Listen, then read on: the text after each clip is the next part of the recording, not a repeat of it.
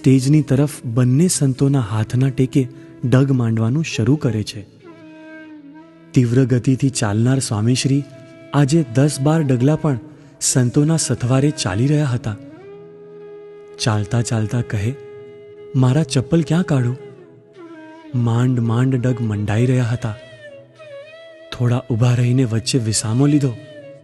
પોતાની એ અલમસ્ત સહજાનંદી ચાલને બદલે આ સમય મંદ ગતિ અને નાના ડગમાં પરિવર્તિત થઈ ગઈ હતી.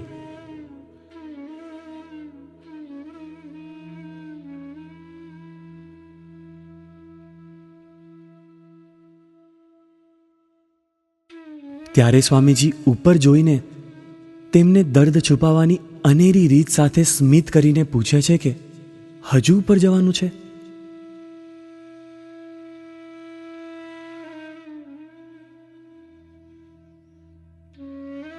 સ્ટેજ ઉપર પધારીને બધા જ મહાનુભાવોને આનંદસભર મુખારવિંદે પોતાનું દર્દ છુપાવીને નમન કર્યા. નમન કરતી વખતે દેહ ઝૂકી જતો હતો. શરીર સાથ નહોતું આપી રહ્યું. પગ અને કમરનો દુખાવો તેમની ચરમસીમા પર અસહ્ય હતો. આવી પરિસ્થિતિમાં પોતાના ચરણનો ટેકો લઈને ઊભા રહેવાનો પ્રયત્ન કરે છે અને ધીમી ગતિની ચાલ દર્દની આક્રમકતા વધારતી હોય તેવું દર્શન થાય છે. આવી વિપરીત પોતાનો દેહ હવે કિંચિત સાથ ન આપે તેવી પરિસ્થિતિમાં પણ દયાનિધાન ભક્ત વત્સલ શ્રી ઠાકોરજીને ભક્તિ કરવાનું ભૂલ્યા નથી.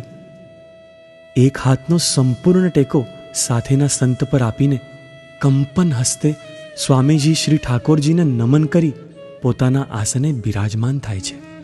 આ તો ગુરુહરિ સ્વામીશ્રીનું એક અલ્પ ભીડાનું દર્શન છે.